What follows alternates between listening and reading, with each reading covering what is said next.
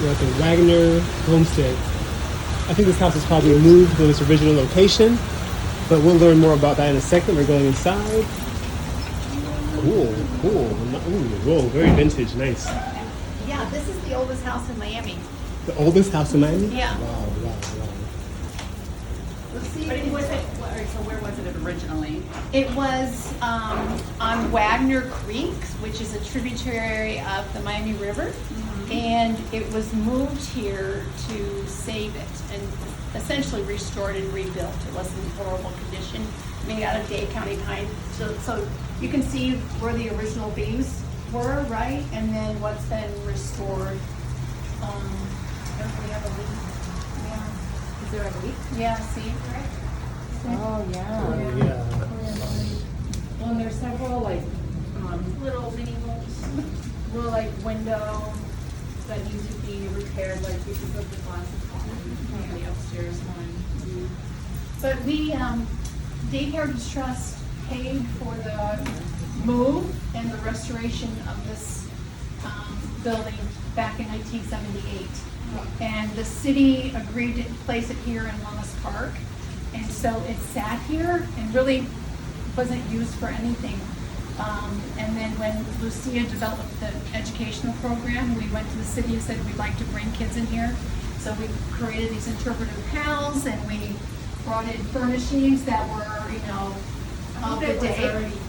Some of it was here, but not. It was mostly things we had to remove that had nothing to do with the space. Yeah. That were just It was like someone was storing all their stuff for a garage sale in here, Yeah. basically.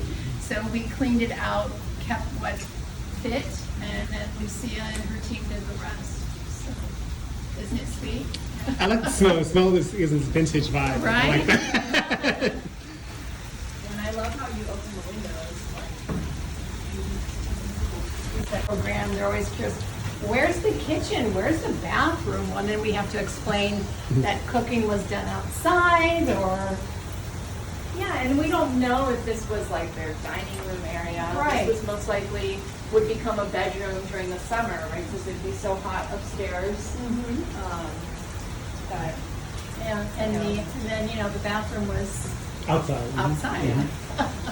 So was it like a class thing to like cook outside, or were all classes cooking outside? Like all economic levels of people were cooking outside, or just? I mean, at the time, Yeah, there was no infrastructure. There was no. I mean, you There could was try you could try cooking inside, but it's highly flammable. Yeah. And at the time, because most homes had these kerosene lamps, you had like houses burned down all the time. Okay. Wasn't it William Wagner that was said to have had a African American wife, and then? Oh, yeah.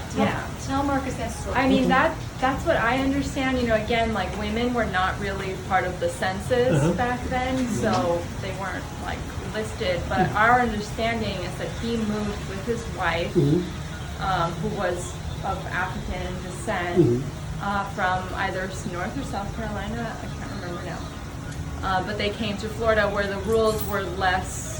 Because this was a Spanish territory, and the Spanish eventually were not as interested in and weren't enforcing the rules as much, so it was kind of like a safe haven for a while. Because it was basically like land anyway. There was no one This there. was wilderness. Yeah. And there were no rules. There were a lot right? of like Seminole and Native Americans for the most part, and then you had a community of like 500 pioneers that all kind of set up along the Miami River, because that was like the main road. Basically everyone had their boat, that's how they got around and farmed. And trading with Trading. Native Americans also. Yeah, they set up like a trading post. William Wagner had a kunti farm, so he would harvest the native kunti plant, and they learned from the Native Americans how to extract this starch material out of the roots of this plant, and that became, it became one of the first like major industries in South Florida. The industry, the starch industry? Or the, Yeah, it was it was a starch. You can make like I think it's called arrowroot. Yeah, and they learned how to, like, if you don't do it properly, it's poisonous, I believe. Oh. Yeah. But like you were saying about the windows, there's no when this was restored, it was really restored back to its period. There's no electrical running here, there's no water, the windows are just, These don't on a open, not all of sash. them open, but Yeah. it can be hot, so it's funny to talk to kids about like life in the past versus life today, and it was tolerable because they were right by the water. I mean, there's usually a breeze here too, which is nice. Like once we open everything up, like there is sometimes a nice breeze. So Random question. This is off topic. So I see like Julia Teller, for example, wearing these heavy dresses in the picture. Yeah, I know. How is she wearing those heavy dresses? I have no idea. I mean, how did women wear any of that? Like corset underneath it. Exactly. Right? Yeah. And you see a lot of those I mean, look at this woman. But then again, they're also like protected from the sun and Yeah. from bugs. Mm. So maybe it Right. wasn't as bad. And it was cotton and breathable, maybe it served to cool. I have no idea. Yeah. And what is his legacy? What is Wagner? Is his last name Homestead, or is that just this is Homestead, but like, what is his story? What is his I mean, he's just an example of one of the early sort of white settlers who came here before even the Homestead. When did he came in 1855 Yeah. with his family.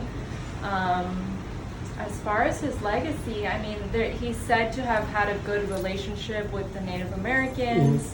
As far as like trading and stuff, he would trade with the soldiers, or he would sell things to soldiers who were stationed at the barracks or the old slave house.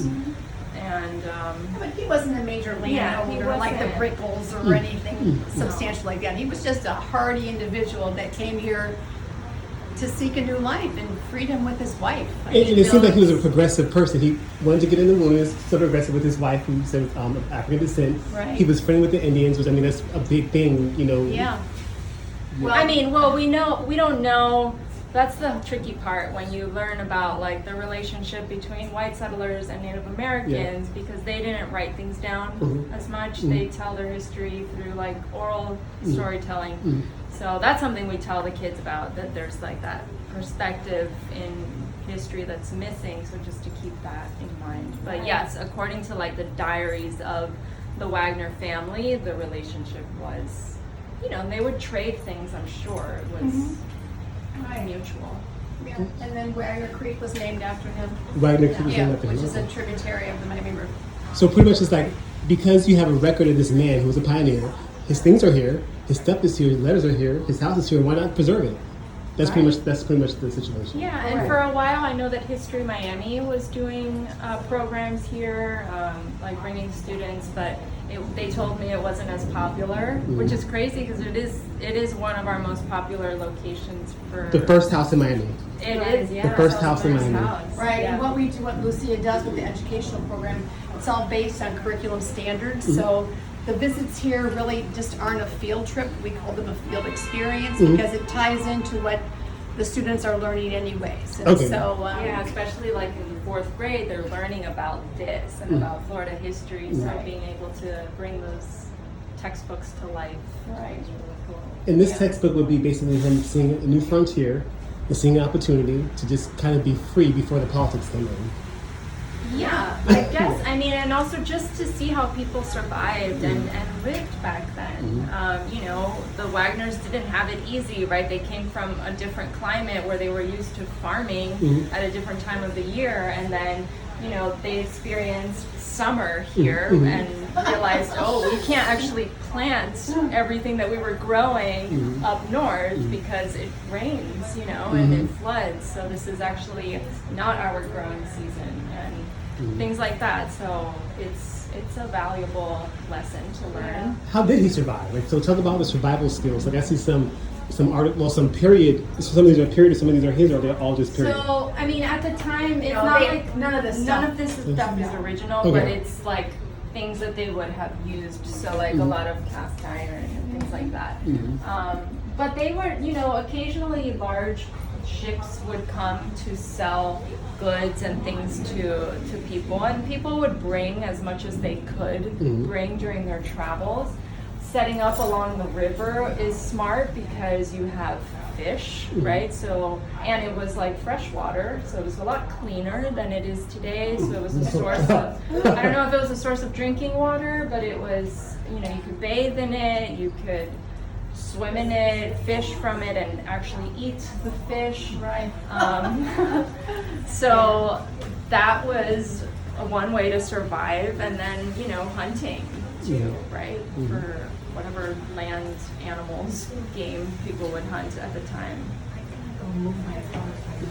Oh, okay. Okay, so this is the classic pioneer story. The classic pioneer story with an edge. You have his African American wife, right? Let's go upstairs. I'm taking a risk. Not supposed to go up here. Okay, we're gonna go up the stairs of the Wagner house.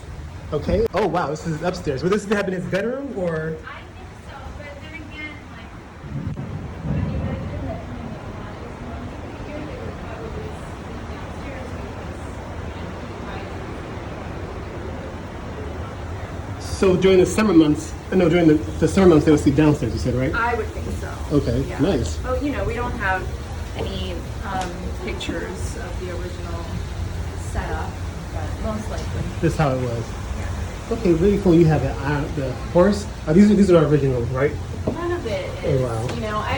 as there's maybe just a few themes that are original, Okay. but it's really about keeping the story alive and So there are original parts to the house somewhere in here. Yeah, But yeah. the whole thing is not original. no, Because and things decay over time. definitely. Although they would have used a particular type of wood known as Dade County pine, and it's supposed to be like hard as steel, termite resistant. But actually, when they discovered this house, it was part of a foundation for another house. So as they were peeling away at this house, they found this structure. So it was and then- underground? Not underground, but sort of like there was another house Attached. built over it and attached to it. Wow. Yeah, and then that's, DHT in the 70s was kind of responsible for getting the house moved because the house was being torn apart and was going to be demolished, and DHT, managed to get it moved to this park and preserved. Wow. But there's historic pictures of that time when this building was being moved here. Okay. On like this rickety truck. It was just, literally they just picked it up and Moved it here? planted it here. Yeah. Wow. Okay. Well, outside, What's your name again? Lucia. Lucia. Okay. Yeah. And she's part of Dade Heritage Trust. Okay. And thank you so much, Dade Heritage Trust.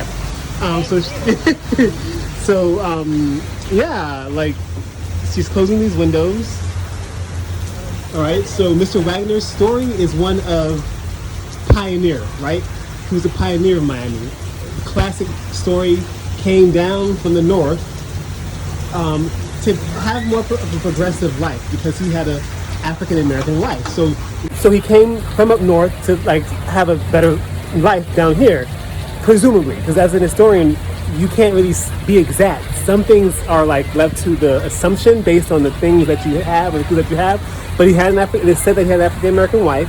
He did have an African American wife, right? Yeah. He did have an African American wife. So you have to think at this time, 1850s, slavery was still going on. So he wanted to go in the wilderness away from it all to escape with his wife. And at the same time, who knows, maybe get away from the winter as well.